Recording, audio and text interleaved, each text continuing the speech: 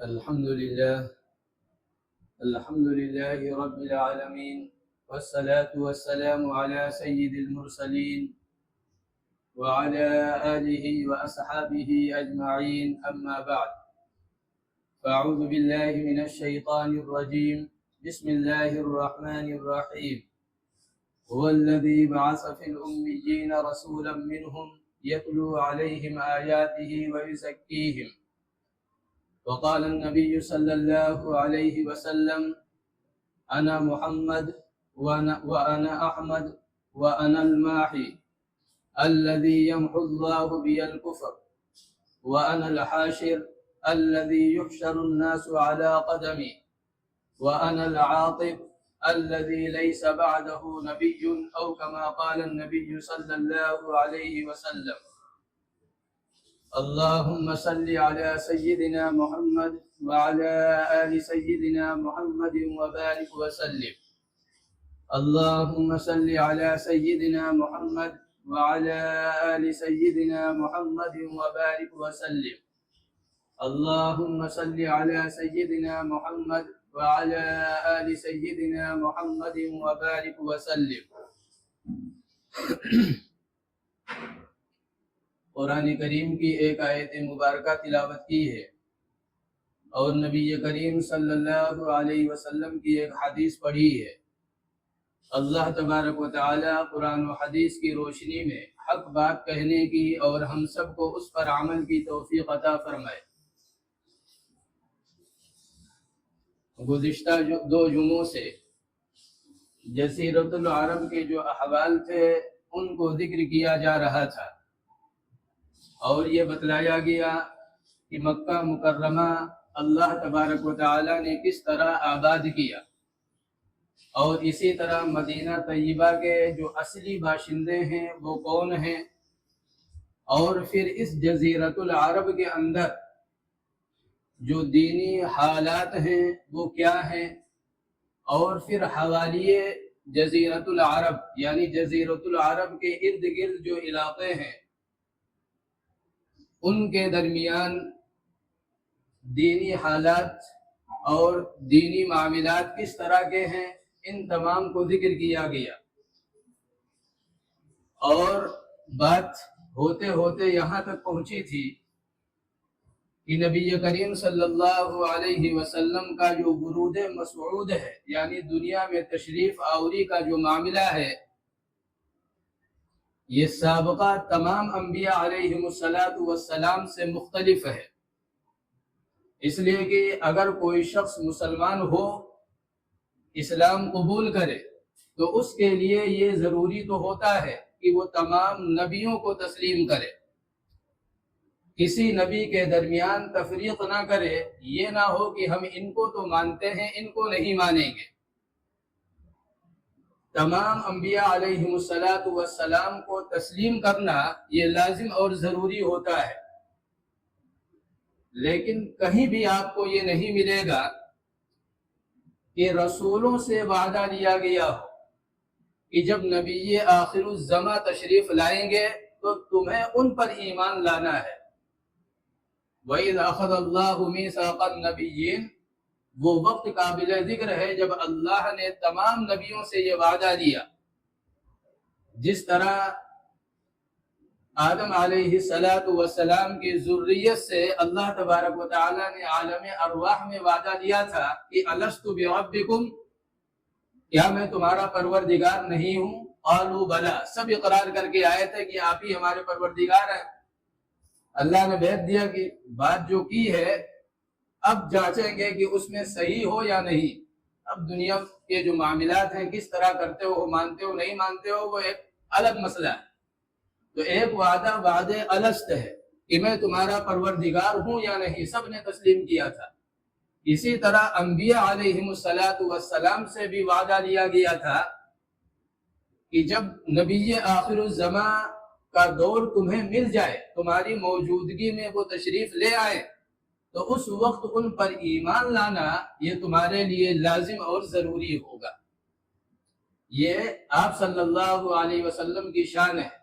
حالانکہ اللہ جانتا ہے کہ نبی آخر الزماں کب جائیں گے، اللہ جانتا ہے کہ سب سے آخر میں یہ تشریف لائیں گے، لیکن بات یہ ہے کہ شان جتنی بلند ہو اہتمام اتنا زیادہ کیا جاتا ہے، لہذا پہلے نبی سے یہ وعدہ اور عیسیٰ علیہ السلام تک، اور پھر عیسیٰ علیہ السلام نے اپنے حواریوں سے جو بات کی، چونکہ زمانہ قریب ہے، اللہ نے اس کو بھی ذکر کیا کہ وَمُبَشِّرًا بِرَسُولٍ يَأْتِي مِن بَعْدِ اسْمُهُ احمد، کہ دیکھو میرے جانے کے بعد نبی آخر الزماں تشریف لائیں گے اور ان کا نام احمد ہوگا، جب وہ آ جائیں تو ان پر ایمان لانا یہ تمہارے لیے ضروری ہے آخرت میں اگر کامیابی چاہتے ہو۔ تو یہ ورود مسعود آپ صلی اللہ علیہ وسلم کا بڑا نرالا ہے، اور پھر جتنی بھی سابقہ کتابیں ہیں، چاہے وہ تورات ہو یا انجیل ہو یا زبور ہو، تمام کتابوں کے اندر آپ صلی اللہ علیہ وسلم کی نعت موجود ہے۔ نعت کا مطلب صفات آپ کی موجود ہے، آپ کا تذکرہ ان تمام کتابوں کے اندر موجود ہے، اور اللہ تبارک و تعالی نے اس کو ذکر بھی قرآن کریم میں کیا، یجدونہ مکتوبا عندہم فی التوراۃ والانجیل، کہ تورات والے بھی اور انجیل والے بھی نبی آخر الزماں کے جو اوصاف ہیں ان کا تذکرہ اپنی کتابوں میں پاتے ہیں۔ اس کے بعد بات یہی پر نہیں ختم ہے، بلکہ اللہ تبارک و تعالی نے آپ صلی اللہ علیہ وسلم کہاں تشریف لائیں گے، آپ کا مہجر کیا ہوگا، یعنی کہاں ہجرت کر کے تشریف لے جائیں گے، ان تمام کی تفصیلات تورات کے اندر اور پچھلی کتابوں کے اندر موجود ہے۔ یہاں تک موجود ہے کہ آپ صلی اللہ علیہ وسلم کے دونوں مونڈوں کے درمیان جو فاصلہ ہوگا، یہ فاصلہ عام انسانوں سے الگ ہوگا، عام انسانوں سے زیادہ ہوگا، اور بین کتفیہ علامت، اور دونوں مونڈوں کے درمیان پشت پر ایک علامت ہوگی جو مہر نبوت کہلائے گی۔ اسی طرح ان کتابوں کے اندر یہ بات بھی لکھی ہوئی ہے کہ وہ ترش رو نہیں ہوں گے، یعنی مزاج سختی والا نہیں ہوگا، وہ بازاروں میں شور مچانے والے نہیں ہوں گے۔ ان کی چال کے بارے میں یہ لکھا گیا کہ وہ اگر سوکھی لکڑیوں پر بھی چلیں گے تو اتنی عاجزی اور مسکنت ہوگی کہ ان سوکھی لکڑیوں کی آواز تک نہیں آئے گی، ورنہ عام طور سے سوکھی لکڑیوں پر اگر چلا جائے اور پڑی ہوں اوپر نیچے تو بڑی آوازیں آتی ہیں، لیکن چال یہ ہوگی۔ اس کے بعد امت کے اوصاف بیان کیے گئے ہیں ان کتابوں میں کہ وہ حمادون ہوں گے، وہ وضو کرنے والے ہوں گے، وہ اپنے ازار کو نصف پنڈلی تک پہننے والے ہوں گے، اور وہ وقت پر بڑی گہری نظر رکھنے والے ہوں گے۔ یہ امت کے اوصاف پچھلی کتابوں کے اندر اللہ تبارک و تعالی نے ذکر فرمائے ہیں۔ اور اسی طرح نبی جب آتے ہیں اس کے بعد ان پر ایمان لایا جاتا ہے۔ کچھ لوگ معاشرے کے اندر انہیں نبی تسلیم کرتے ہیں، کچھ انکار کرتے ہیں، لیکن آپ صلی اللہ علیہ وسلم کی ذات اقدس ایسی ہے کہ آپ ابھی دنیا میں پیدا نہیں ہوئے ہیں، لیکن آپ پر ایمان لانے والے دنیا میں موجود ہیں۔ یمن کے بادشاہ کا جو لقب ہوتا تھا وہ تبا ہوتا تھا، جیسے فرعون مصر کا، قیصر روم کا، کسرا ایران کا، حبشہ کا نجاشی، یہ القاب ہوتے تھے۔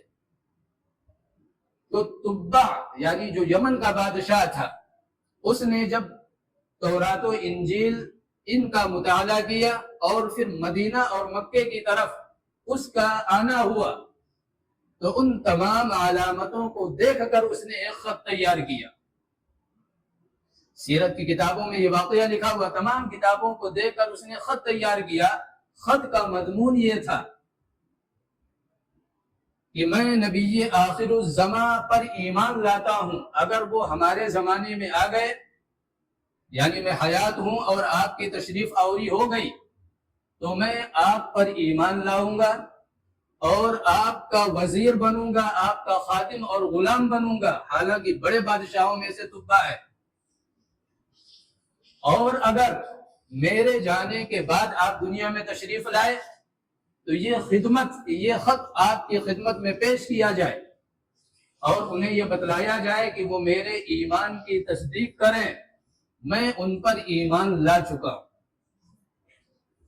یہ عجیب معاملہ ہے کہ ابھی نبی نہیں آئے ہیں لیکن ایمان لانے والے پہلے سے موجود ہیں۔ اسی طرح کئی صحابہ کرام ایک بات بیان کرتے ہیں، مثلا جبیر بن مطعم ہے، شعبہ بن مغیرہ ہیں، ہاشم بن عبداللہ ہے، اور اس کے علاوہ مختلف راوی ہیں، وہ یہ بیان کرتے ہیں کہ جو بڑے بڑے بادشاہ تھے، مثلا مقوقس، شاہ سکندریہ، ان بادشاہوں کے پاس آپ صلی اللہ علیہ وسلم کی ایک تصویر موجود تھی۔ بلکہ جبیر ابن مطعم یہاں تک بیان کرتے ہیں کہ میں ایک گرجے کے پاس گیا، جب وہاں گیا تو اس کا پادری باہر تھا، اس نے مجھ سے پوچھا کہاں سے آئے ہو؟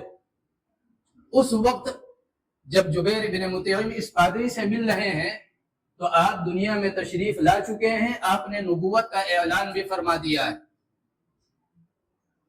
اس پادری سے انہوں نے کہا میں عرب کا رہنے والا ہوں، مکہ مکرمہ سے آیا ہوں۔ اس نے کہا میرے ساتھ چلو۔ وہ اندر لے گیا اور اس نے کہا کہ میں تمہیں کچھ چیزیں دکھلاتا ہوں، کوئی ایک شکل جو کتابوں میں پڑھ کر اور تمام چیزوں کو سامنے رکھ کر ایک خیالی تصویر جو بنائی گئی تھی۔ آپ اندازہ لگائیے کہ کس طرح تمام اوصاف آپ صلی اللہ علیہ وسلم کے سابقہ کتابوں میں بیان کر دیے گئے تھے، آپ کے اصحاب کو بھی بیان کر دیا گیا تھا۔ پہلے اس واقعے کو سن لیں، اس کے بعد سیدنا حضرت ابوبکر صدیق کا ایک بڑا دلچسپ واقعہ ہے۔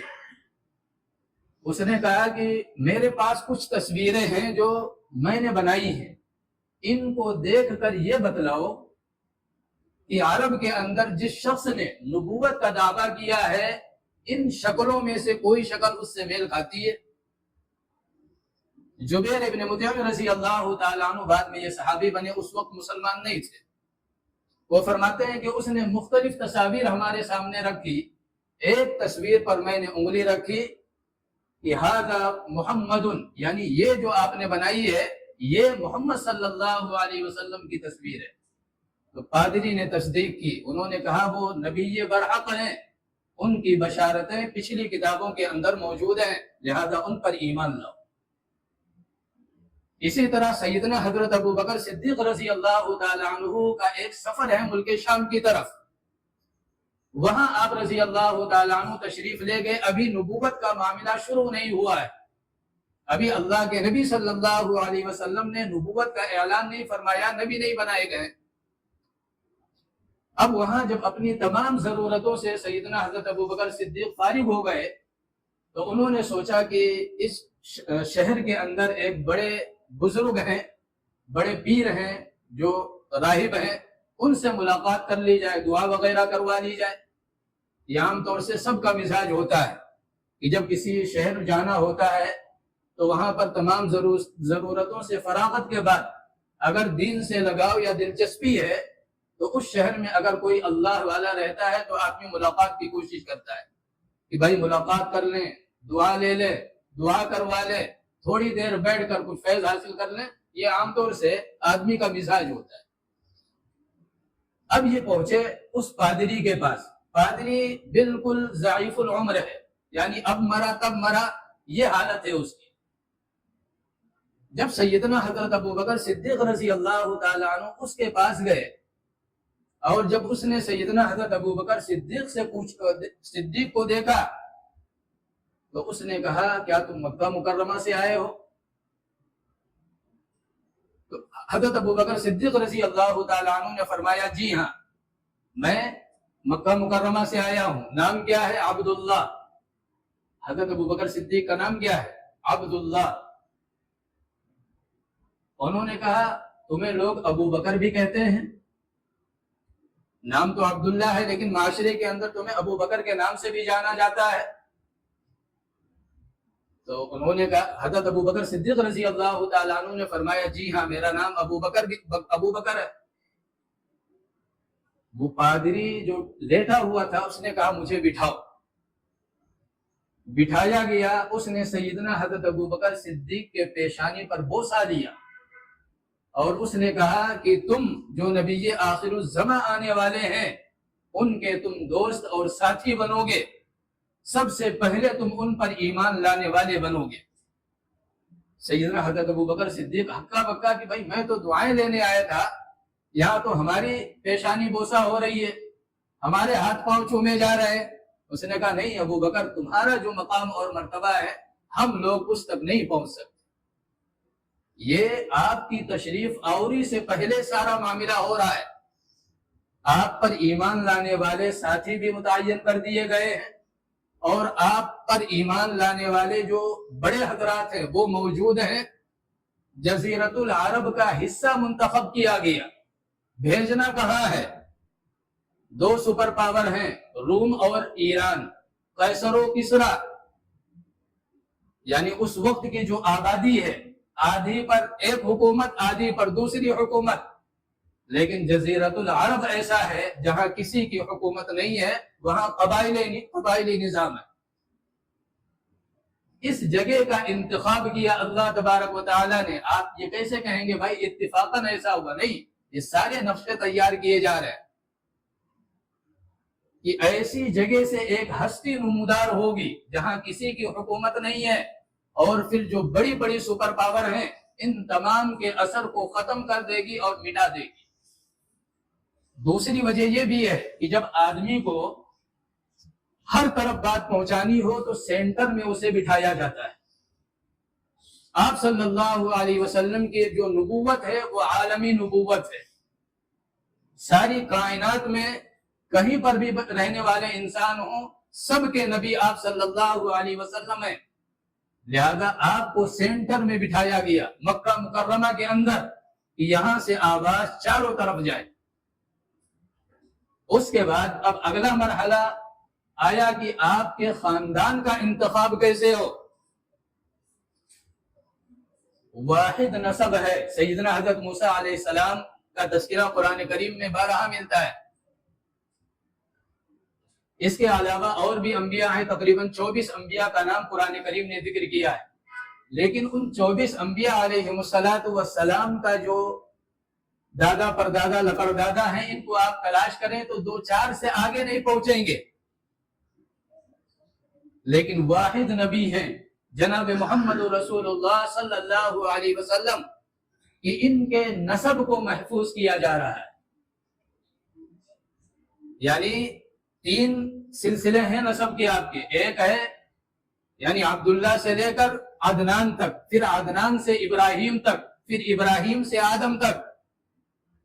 عبداللہ سے لے کر عدنان تک جو نسب ہے اس کے اندر کوئی غلطی نہیں ہے۔ مثلا محمد بن عبداللہ بن عبد المطلب بن ہاشم بن عبد مناف بن قصی بن کلاب بن مرہ بن کعب بن لوئی بن غالب بن فہر بن مالک بن نظر بن کنانہ بن خزیمہ بن مدرکہ بن الیاس بن نظر بن نزار بن معد بن عدنان، یہ کتنے ہو گئے؟ اس نسب میں کوئی غلطی نہیں ہے، یہ بخاری شریف میں آپ کو ملے گا۔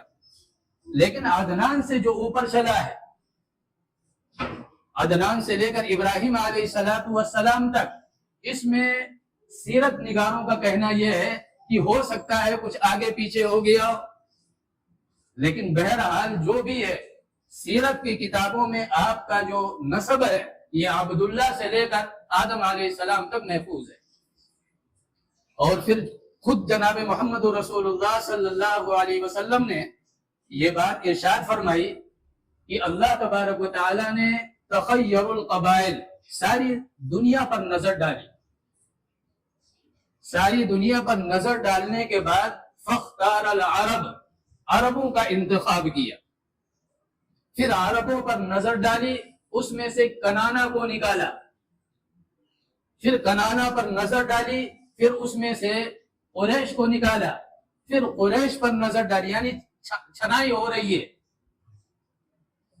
اب قریش کی جب باری آئی تو اس میں سے ہاشم کو نکالا، اور پھر ہاشم میں سے عبد المطلب کے خاندان کا انتخاب کیا، اور پھر اس میں سے اللہ تبارک و تعالیٰ نے مجھے منتخب کیا، مجھے میرا انتخاب کیا یہ. اور پھر آپ صلی اللہ علیہ وسلم کے جو دادا پردادا اور اسی طرح جو ہیں، ان کی خوبی بڑی عجیب و غریب لکھی ہے. لیکن اب چونکہ بات بہت لمبی ہو جائے گی، سیرت تک پہنچتے پہنچتے ٹائم لگ جائے گا، لیکن بڑی عجیب و غریب بات ہے. جتنے بھی آپ کے دادا پردادا ہیں، اب یعنی عبد المطلب سے لے کر آگے تک، ان تمام میں کوئی نہ کوئی ایسی خوبی موجود ہے جو کسی دوسرے کے اندر سارے عالم میں موجود نہیں. ایک خوبصورتی اس نسب کی. دوسری خوبصورتی یہ کہ آدم علیہ السلام سے لے کر عبداللہ تک جتنے بھی دادا پردادا ہیں، یہ کافر تو رہے ہیں لیکن کبھی زنا نہیں کیا ہے. یہی حال خواتین کا بھی ہے. یعنی اس خاندان کی جو خواتین ہیں، یہ کفر و شرک میں تو رہی ہیں، لیکن انہوں نے کبھی بے حیائی کا کام نہیں کیا، کوئی گناہ کا کام نہیں کیا. یہ انتخاب ہے اللہ تبارک و تعالیٰ کا. نسب محفوظ ہے، خاندان سب سے اونچا اور سب سے اعلیٰ ہے. زمین وہ دی جا رہی ہے جو سینٹر ہے، دنیا کا بیچ و بیچ ہے. اور پھر آپ صلی اللہ علیہ وسلم کے جو جد امجد دادا عبد المطلب، اب آپ صلی اللہ علیہ وسلم کی تشریف آوری سے پہلے 6 مہینہ پہلے یا 50 یا 55 دن پہلے ہاتھی والے کا معاملہ پیش آیا، جو پچھلے ہفتے ذکر کیا گیا. ابرہہ کے لشکر کو تباہ کیا گیا. اس لشکر ہلاک کیا گیا. اتنا بڑا واقعہ کائنات کے اندر رونما ہوا. اللہ نے ساری دنیا کی نظریں جزیرت العرب کی طرف مرکوز کر دی. اس واقعے کے ذریعے سے دنیا میں جتنے بھی بسنے والے انسان ہیں، ان تمام کی نظریں جزیرت العرب کی طرف چلی گئی کہ بھائی ہو نہ ہو یہاں کوئی بڑا واقعہ پیش آنے والا ہے، جس کی ایک علامت یہ ہے کہ اللہ نے اپنے گھر کو محفوظ کر دیا. اب آپ صلی اللہ علیہ وسلم کے جو دادا ہیں عبد المطلب، ان کا اصل نام عبد المطلب نہیں ہے. آپ کے باپ کا نام عبداللہ اور دادا کا نام کیا ہے؟ عبد المطلب مشہور ہے، لیکن ان کا نام عبد المطلب نہیں ہے، بلکہ ان کا نام شیبہ ہے. اور شیبہ اس لیے کہ شیب کہتے ہیں بوڑھے کو. جب یہ پیدا ہوئے تو ان کے پیشانی کے جو بال تھے یہ سفید تھے، لہذا لوگوں نے ان کا نام شیبہ رکھ دیا. لیکن یہ شیبہ مطلب کو، ایک ہے مطلب ایک ہے عبد المطلب، اس میں فرق سمجھیے گا. مطلب یعنی ہاشم کے بھائی، اور عبد المطلب یعنی ہاشم کے بیٹے، عبد المطلب کے بھتیجے. عربوں کا ایک مزاج تھا. ہاشم کو بھی اللہ تبارک و تعالیٰ نے بڑی شان و شوکت سے نوازا تھا. حاجیوں کو پانی پلانا، فاقہ زدوں کو سالن میں روٹی بھگو کر کھلانا. ہاشم کہتے ہی اسی کو ہے. یعنی کوئی آدمی بھوکا ہے، سالن وغیرہ میں روٹی بھگو کر کسی بھوکے کے سامنے رکھا جائے تو جو یہ کھلانے والا ہے اس کو ہاشم کہا جاتا ہے. یہ ان کا مزاج تھا کہ جو بھی فقیر یا جو پریشان حال جو اس طرح لوگ ہو ان کی بھرپور مدد کرتے تھے. اور حاجیوں کو پانی پلانا، ان کی خدمت، یہ ان کی ذمہ داری تھی. بڑی شرافت اور بڑی کرامت ان کے اندر تھی اور بڑا مقام تھا ان کا عربوں کے اندر. یہ مطلب کے بھائی ہیں ہاشم. انہوں نے سفر کیا، ملک شام تجارت کے غرض سے گئے، اور یہ وہ بندے ہیں جنہوں نے 2 تجارتوں کی سال میں بنیاد رکھی، ایک گرمی میں اور ایک سردی میں. 2 سفر عرب کرتے تھے آمد و رفت یعنی تجارت کے لیے. اس کی بنیاد ہاشم نے رکھی تھی، جس کو قرآن نے بیان کیا کہ لِإِيلَافِ قُرَيْشٍ إِيلَافِهِمْ رِحْلَةَ الشِّتَاءِ وَالصَّيْفِ. ہاشم نے رکھی. ہاشم نے جب ملک شام کا ایک مرتبہ سفر کیا تو مدینہ طیبہ میں قبیلے بنو نجار میں انہوں نے شادی کی سلمہ نامی خاتون سے، اور وہاں کچھ دن رہے. اس کے بعد پھر سفر کے لیے ملک شام تشریف لے گئے. ملک شام میں جانے کے بعد بیمار ہوئے اور وہی ان کا انتقال ہو گیا، ہاشم کا۔ اب یہاں جو شادی کی تھی مدینہ طیبہ کے اندر سلمہ نامی خاتون سے، ان سے ایک بچہ پیدا ہوا جو ماں کی کفالت میں، ماں کی چھاؤں میں پروان چڑھنا شروع ہوا۔ مطلب کو خبر نہیں ہے کہ ہمارا کوئی بھتیجا بھی ہے جو مدینہ طیبہ کے اندر ہے۔ انہیں تو یہ ہے کہ ہاشم یہاں سے نکلے تھے، ملک شام گئے اور وہاں جا کر انہوں نے دنیا کو الوداع کہہ دیا اور دنیا سے رخصت ہو گئے۔ انہیں یہ خبر نہیں ہے کہ ہاشم نے مدینہ طیبہ میں شادی کی ہے اور وہاں ہمارا ایک بھتیجا ہے۔ بچہ پروان چڑھ رہا ہے، بچہ کھیلنے کودنے کی عمر جب 8-9 سال کی ہوئی، 10 سال کی، تو وہاں سے کچھ تاجر گزر رہے ہیں جو مکہ مکرمہ کے ہیں۔ انہوں نے دیکھا کہ 2-4 بچے ہیں جو آپس میں کھڑے ہیں، نشانہ بازی کا کھیل کھیل رہے ہیں۔ ایک جگہ علامت لگا رکھی ہے اور تیر سے نشانہ لگاتے ہیں۔ اس میں ایک بچہ ہے کہ وہ جب نشانہ لگاتا ہے اور نشانہ جب جا کر بالکل صحیح جگہ پر لگتا ہے تو وہ ایک جملہ بولتا ہے، خود وَأَنَا ابْنُ ہاشم، دیکھا میرا نشانہ، میں ہوں ہاشم کا بیٹا۔ وہ تاجر جو گروہ ہے، تاجروں کی جو جماعت ہے، وہ سنتی ہے اس بات کو اور جا کر مطلب سے بتلاتی ہے کہ بھائی تمہارا کوئی بھتیجا بھی ہے؟ وہ کہتے ہمیں تو خبر نہیں۔ وہ کہتے نہیں، مدینہ طیبہ کے اندر ہم نے بچوں کے درمیان ایک بچے کو دیکھا ہے جو خود یہ کہہ رہا تھا تیر اندازی کرتے ہوئے، خود وَأَنَا ابْنُ ہاشم، یعنی دیکھو میرا نشانہ، میں ہوں ہاشم کا بیٹا۔ اب عبد المطلب نے تیز رفتار سواری لی، یعنی مطلب نے تیز رفتار سواری لی اور مدینہ طیبہ پہنچے۔ جب آپ مدینہ طیبہ پہنچے تو وہاں جب بچے پر نظر پڑی تو ہاشم کی دوسری تصویر تھی۔ فوراً ماں سے ملاقات کی کہ ہم اسے مکہ مکرمہ لے جانا چاہتے ہیں، آپ اجازت دے دیجیے۔ انہوں نے انکار کر دیا کہ بھائی دے دے کہ ہمارا ایک ہی سہارا ہے، ہم نہیں دیں گے۔ عبد المطلب نے سمجھایا کہ ہم اسے خانہ کعبہ کے ذمہ داری کی طرف لے کر جا رہے ہیں جو شرافت و کرامت کا معاملہ ہے، ہم اسے عزت کی زندگی عطا کریں گے، یہ مکے کا سردار بنے گا، خانہ کعبہ کا متولی اور ذمہ دار بنے گا۔ جب بڑا سمجھایا تو سلمہ نے کہا کہ ٹھیک ہے، اگر یہ بچہ جانے کے لیے خود تیار ہے تو پھر کوئی مسئلہ نہیں، آپ اسے لے جائیے۔ جب ان سے پوچھا گیا شیبہ سے تو شیبہ نہایت ذہین اور فطین تھے، انہوں نے جواب دیا، انہوں نے کہا اماں میں جانا چاہتا ہوں، اس لیے کہ چچا جو ہے یہ باپ کے قائم مقام ہے اور نسل جو چلتی ہے وہ باپ سے چلتی ہے، ماں سے نہیں چلتی، تو میں تو اسی نسل اور اسی خاندان کا ہوں، لہذا میں جانا چاہتا ہوں۔ ماں نے بڑی عزت کے ساتھ اپنے بیٹے کو مطلب کے حوالے کر دیا۔ اب عربوں میں ایک دستور تھا، عربوں میں دستور یہ تھا کہ غلام بادیوں کو خریدتے اور بیچتے تھے۔ لوگوں کے پاس غلام ہوتے تھے، ہمارے پاس اتنے غلام ہیں، ہمارے پاس اتنے غلام ہیں، تو یہ رواج تھا پورا معاشرے کے اندر کہ لوگوں کو خریدنا بیچنا۔ اب عبد المطلب یعنی جو ابھی شیبہ ہیں، یہ جب مکہ مکرمہ کے اندر مطلب کے ساتھ داخل ہو رہے ہیں تو وہ چپکے ہوئے ہیں مطلب سے، اور 10-12 سال کی عمر ہے، نہایت خوبصورت، چونکہ آپ صلی اللہ علیہ وسلم کے دادا ہے، خوبصورت کیسے نہ ہو، نہایت خوبصورت۔ اب لوگوں نے جب دیکھا تو اب یہ کہنا شروع کر دیا کہ عبد المطلب عبد المطلب عبد المطلب۔ عبد المطلب کا مطلب مطلب تو جو سوار ہے، پیچھے جو بیٹھا ہے یعنی آگے والے کا یہ غلام ہے کیا، عبد المطلب یعنی مطلب کا غلام۔ اس طرح ان کا جو نام تھا وہ غائب ہو گیا اور ان کو جو اس وقت لوگوں نے نام دیا اس نام سے یہ مشہور ہوئے، لہذا عبد المطلب بنے۔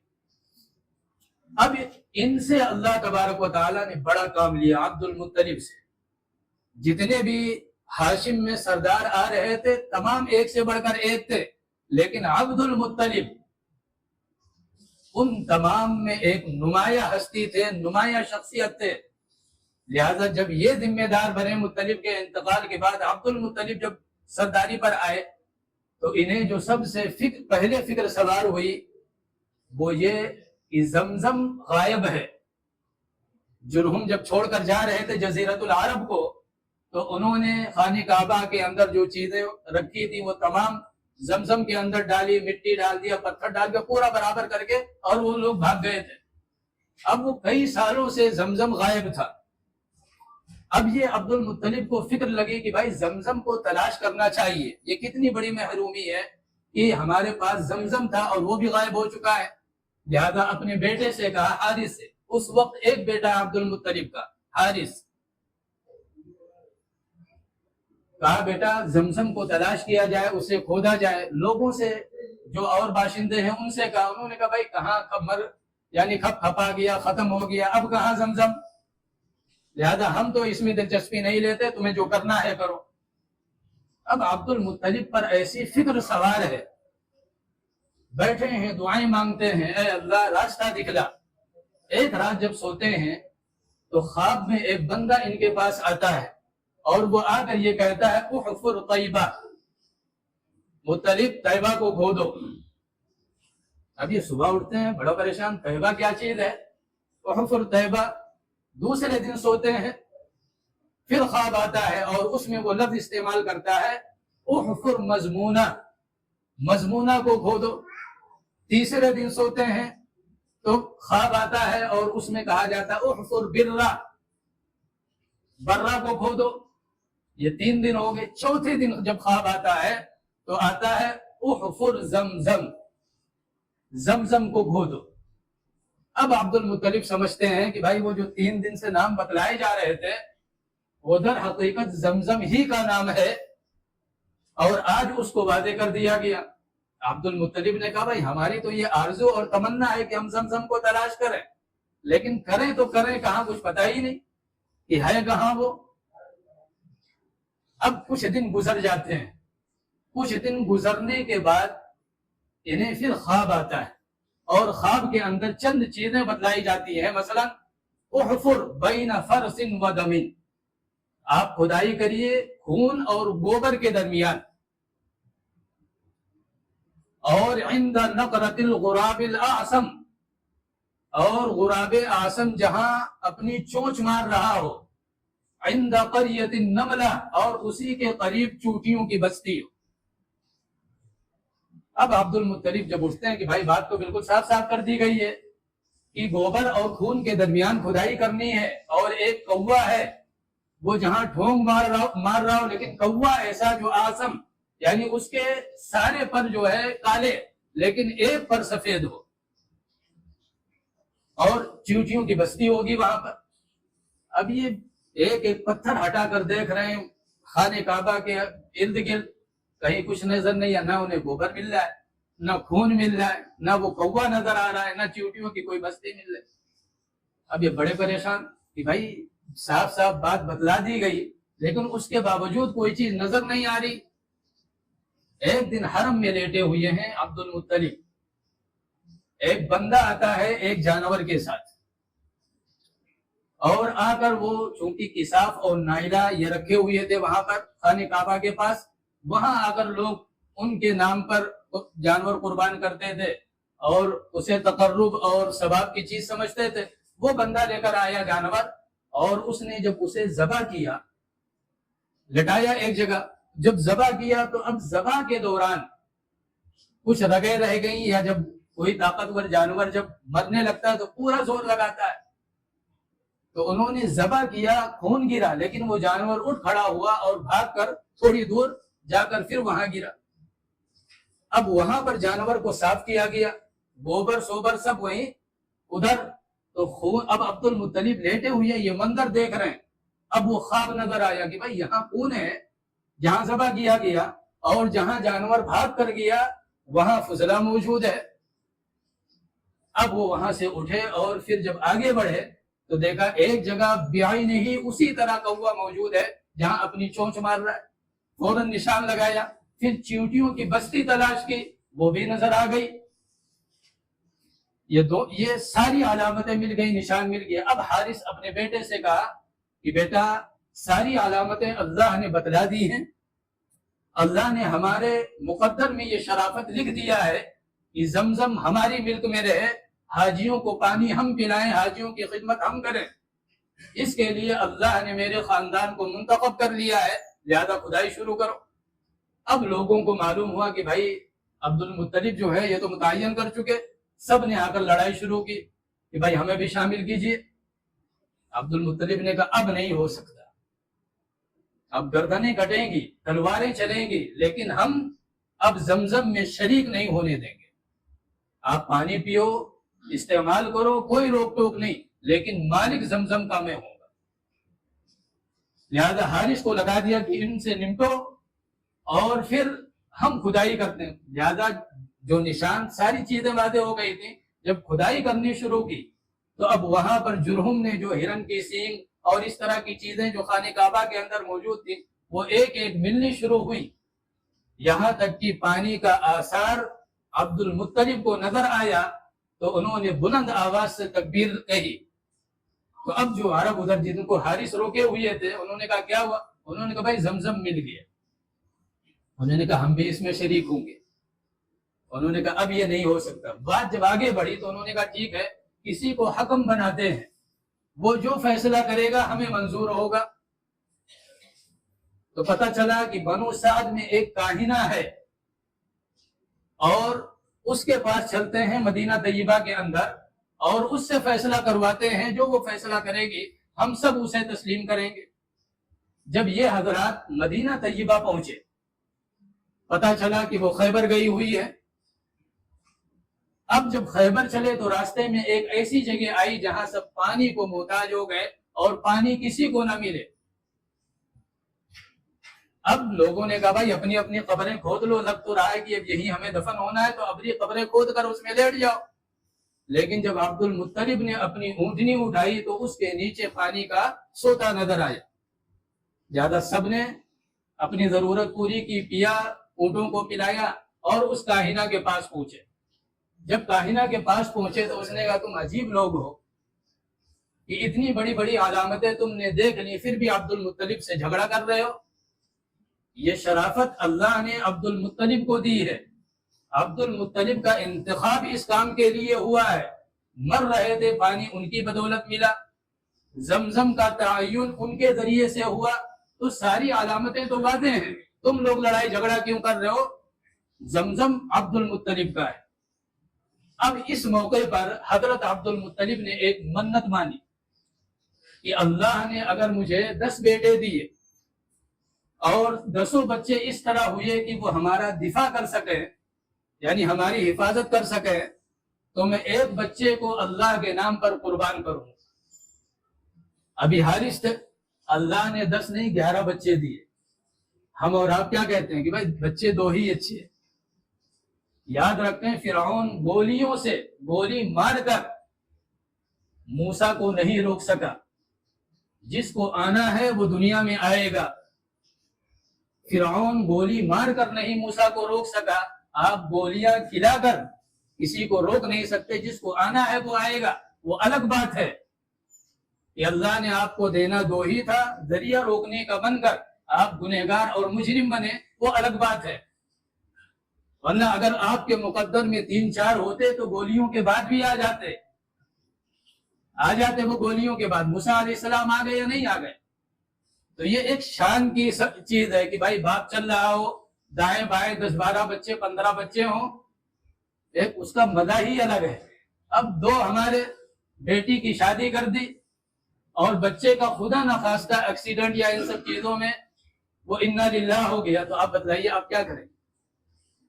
اس لیے اتنے ہونے چاہیے کہ اگر ایک آدھ ٹپک جائیں تو کم سے کم کچھ سہارا تو رہے۔ لیکن اب لگا دیا ایک نعرے پر بچے 2 ہی اچھے، چلیے آپ۔ تو بہرحال عبد المطلب کو اللہ نے 11 بچے دیے۔ اب انہوں نے اعلان کیا کہ بھائی ہم نے منت مانی تھی کہ اگر اللہ نے ہمیں بچے دیے اور سب اس لائق ہو گئے کہ ہمارا دفاع کر سکیں تو ہم ایک بچے کو اللہ کے نام پر قربان کریں گے۔ لہذا اس نجومی کو بلایا گیا جو تیروں کے ذریعے سے تقسیم کرتا تھا، حصہ یعنی متعین کرتا تھا کہ بھائی کون ہوگا۔ چونکہ ہیں 12 بچے، اب ان میں قرعہ اندازی ہوگی کہ کس کو ذبح کیا جائے۔ عبد المطلب کی زبان پر دعا ہے اے اللہ عبداللہ کا نام نہ آئے باقی کسی بچے کا آ جائے، اس لیے کہ عبداللہ سب سے چھوٹے اور سب سے زیادہ خوبصورت اور سب سے زیادہ شریف، اور ہوں کیوں نہ یہ آپ صلی اللہ علیہ وسلم کے والد محترم جو بننے والے ہیں۔ اب عبد المطلب کو یہ فکر ہے اور دعا ہے کہ اے اللہ سب کا نام نکلے لیکن ہمارے اس بیٹے کو بچا دینا، لیکن جب قرآن اندازی کی گئی تو نام پہلے عبداللہ۔ عبد المطلب نے کہا دوبارہ کرو، دوبارہ کیا گیا، نام عبداللہ، تبارہ کرو، تبارہ کیا گیا، نام عبداللہ۔ اب عبد المطلب نے فیصلہ سنا دیا کہ بھائی ہم اس بچے کو ذبح کریں گے۔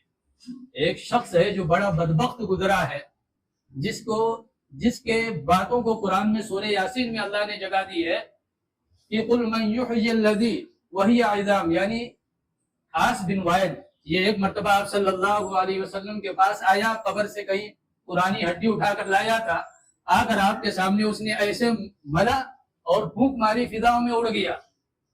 پھر اس نے سوال کیا محمد تم یہ کہتے ہو کہ اللہ ان ہڈیوں کو دوبارہ زندہ کرے گا؟